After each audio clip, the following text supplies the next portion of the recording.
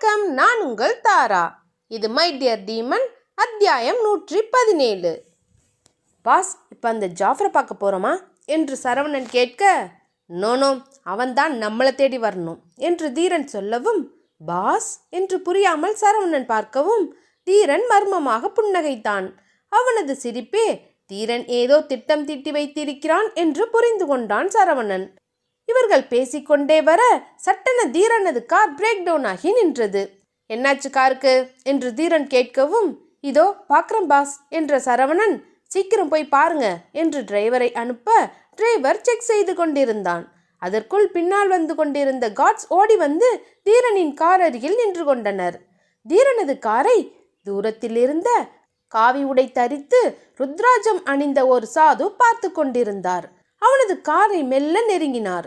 தீரனது car கண்ணாடியை சரவணன் தட்ட கண்ணாடியை இறக்கிய தீரன், என்ன என்று கேட்கவும், கார் இப்போ ரெடியாகதான் பாஸ், நீங்க பின்னாடி வர கார்ல வேணா என்று கேட்கவும், தன் கை கடிகாரத்தை பார்த்த தீரன் சரி என்று சொல்லிவிட்டு காரில் இருந்து இறங்கினான். அப்பொழுது போன் வரவும் அதை பேசிக்கொண்டே நின்று கொண்டிருக்க, அப்பொழுது எங்கிருந்தோ வந்த ஒரு சாது தீரனையே பார்த்து கொண்டு நின்றார். அவரை கவனித்த சரவணன் தன் பையில் இருந்த பணத்தை எடுத்து சென்று அந்த சாதுவின் கையில் கொடுக்கவும், அதை வேண்டாம் என்று மறுத்துவிட்டார். ஏன் சாமி என்று சரவணன் கேட்க, இது பணம் இல்லை, பாவம் என்று அந்த சாது சொல்லவும், போனில் பேசிக்கொண்டிருந்த தீரன் சரவணனை பார்த்து முறைத்தவன், இது உனக்கு தேவையா என்றான். உடனே சாது தீரனின் அருகில் வர கார்ட்ஸ் அவரை தடுத்து நிறுத்தவும் தீரன் தன் கையை காட்டி வேண்டாம் என்றான். தீரன் முன்பு வந்து நின்ற சாது புன்னகைக்க, இன்னும் பணம் வேணும்னா கேளுங்க, அதை விட்டுட்டு ஏன் பாவம் அது இதுன்னு அவனை பயமுறுத்துறீங்க என்று தீரன் சொல்லவும் அவனை பார்த்து சிரித்தார். பாவம் தன் பலனை காட்டாத வரையில் ஒருவனுக்கு அவன் செய்த புண்ணியம் ஏதோ உதவி செய்வதாக பொருள். ஆனால் நிச்சயம் பாவம் செய்தவன் எவனும் அதன் பிறவியிலிருந்து தப்ப முடியாது. இதை நான் சொல்லல, புத்தர் சொன்னது என்று சொல்லி, பிள்ளைகளுக்கு பெற்றோர் செய்த புண்ணியம் மட்டுமில்ல, பாவமும் மிச்சமில்லாம வந்து சேரும் என்று சாது சிரித்து கொண்டே அங்கிருந்து செல்லவும் தீரனுக்கு கோபம் தலைக்கேறியது. உடனே சரவணன், நீங்க வாங்க பாஸ், அவன் கிடக்கிறான் பைத்தியக்காரன் என்று சொல்லவும், யூஸ்லெஸ் என்று சொல்லிவிட்டு தீரன் பின்னால் இருந்த காரில் ஏறி செல்ல அந்த சாது சிரித்து கொண்டே பைத்தியக்காரன் என்று சொல்லி மீண்டும் சிரித்தார். தியாவிற்கு நேரத்திற்கு ஜூஸ், நட்ஸ், ஃப்ரூட்ஸ் என்று கொடுத்து கொண்டே இருக்கவும் ஒரு கட்டத்திற்கு மேல், போதும் எனக்கு இதுக்கு மேலே வேணாம் என்றாள் தியா. அப்பெண்மணி, இல்லைம்மா, நீங்கள் கண்டிப்பாக இதை சாப்பிட்டு தான் ஆகணும், இது சாரோட ஆர்டர்மா என்று சொல்லவும், என்ன சொல்கிறீங்க என்று தியா புரியாமல் கேட்டாள். ஆமாங்கம்மா, உங்களுக்கு இதெல்லாம் கொடுக்கணும்னு லிஸ்ட்டு போட்டு கொடுத்துருக்காங்க சார், நீங்கள் இதில் ஏதாவது சாப்பிட்லன்னா என்னோட சம்பளத்தில் பிடிச்சிருவாங்க என்று சொல்லவும், தீரா என்று பல்லை கடித்து கொண்டு கத்தினாள் தியா.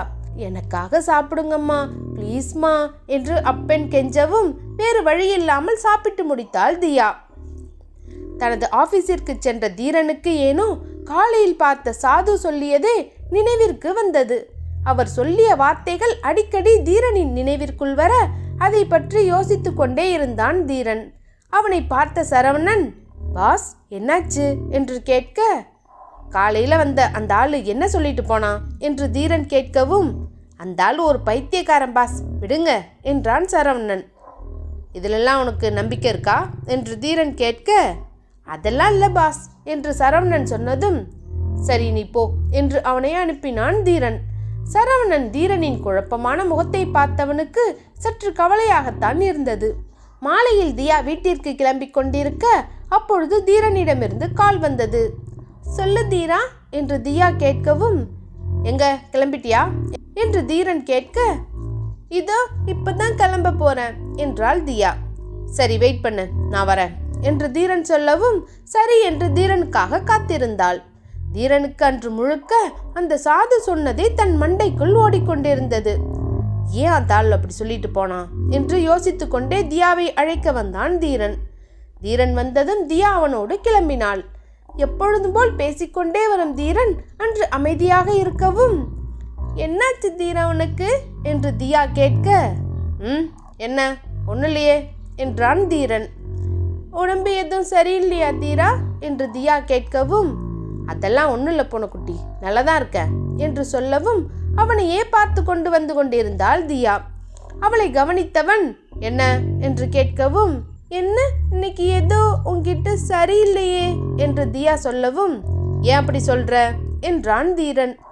இல்லை, எப்பவும் ஏதாவது பேசிட்டே இருப்ப, ஆனா இன்னைக்கு ஏதோ யோசிச்சுட்டே வரியே என்று தியா கேட்கவும், தீரனது யோசனையில் காலையில் பார்த்த சாது சொன்னதே நினைவிற்கு வந்தது.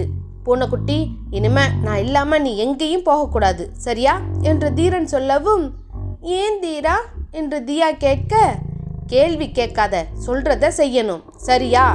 எங்க போனாலும் என்கிட்ட சொல்லிட்டு தான் போகணும், நானே உன்னை கூட்டிட்டு போறேன், ஓகே என்று கடுமையாக சொல்லவும், சரி என்றவள் அதற்கு மேல் எதுவும் கேட்கவில்லை. இரவு உணவை முடித்துவிட்டு தியா உறங்கச் செல்ல தீரன் வேலை பார்த்து கொண்டிருந்தான். சற்று நேரம் படுத்திருந்த தியாவிற்கு தூக்கமே வரவில்லை. எழுந்து அவன் அருகில் வந்து உட்கார்ந்தாள் தியா. என்ன, உனக்கு தூக்கம் வரலையா என்று தீரன் கேட்கவும், வருது ஆனா என்றவள் அவனது மடியில் படுத்துக்கொள்ள அவளை பார்த்து புன்னகைத்த தீரன், அப்ப சரி, இங்கே படுத்துக்கோ என்று சொல்லி அவளை தன் மடியில் படுக்க வைத்து கொண்டான். அவளை மெல்ல தட்டி கொடுக்க தியா தீரனது மடியிலேயே உறங்கி போனாள். தனது வேலையை முடித்த தீரன் லேப்டாப்பை மூடி வைத்து விட்டு பார்க்க தியா நன்றாக தூங்கிக் கொண்டிருந்தாள். அவளது குழந்தைத்தனமான முகத்தை பார்த்த தீரன் அவளது நெற்றியில் அழுத்தமாக முத்தமிட்டு அவளை மெல்ல தூக்கி வந்து கட்டிலில் படுக்க வைத்தான். அவனும் அவளது அருகிலேயே படுத்து கொண்டவன் கோழி தன் குஞ்சுகளை பாதுகாப்பது போல் தன் கை வளைவுக்குள் வைத்து கொண்டான். உனக்கும் பாப்பாவுக்கும் எதுவும் ஆகாது பூனைக்குட்டி, உங்களை நான் பத்திரமா பார்த்துக்கிறேன் என்று சொல்லி அவளை அணைத்து கொண்ட தீரன் அப்படியே உறங்கியும் போனான். காலையில் முன்னதாக எழுந்த தீரன் தியாவின் உறக்கத்தை கலைக்க விரும்பாமல் அவளிடம் சொல்லாமலேயே கிளம்பிவிட்டான். தாமதமாக எழுந்த தியா மெல்ல கண் விழித்தவள் தீரன் இல்லாததை பார்த்ததும், சீக்கிரம் போயிட்டானா என்று யோசித்து கொண்டே அவளும் எழுந்து தயாரானாள். தியா வருவதை பார்த்த தாத்தா, வாமா தியா என்று அழைக்கவும் புன்னகைத்து கொண்டே, குட் மார்னிங் தாத்தா என்று அவர் அருகில் வந்து உட்கார்ந்தாள். எங்க தீரன் என்று தாத்தா கேட்கவும், அவன் காலையிலேயே கிளம்பிட்டான் தாத்தா என்று தியா சொல்ல, சரி சரி என்று இருவரும் பேசிக்கொண்டிருந்தனர். அப்பொழுது தியாவின் தந்தை அங்கு வந்தார். அவரை பார்த்ததும், வாங்க என்று தாத்தா புன்னகைக்க, ஐயா என்று ஏதோ பேச வந்தவர் சற்று தயங்கவும், எதுவா இருந்தாலும் சொல்லுங்க என்று கேட்டார் தாத்தா. தியாவின் தந்தை தயங்கியபடியே, ஒன்னும் இல்லைங்க ஐயா, தியாவை எங்க குலதெய்வ கோயிலுக்கு கூட்டு போகணும், அனுமதி தருவீங்களா என்று கேட்கவும், என்னப்பா எங்க என்று தியா கேட்டாள்.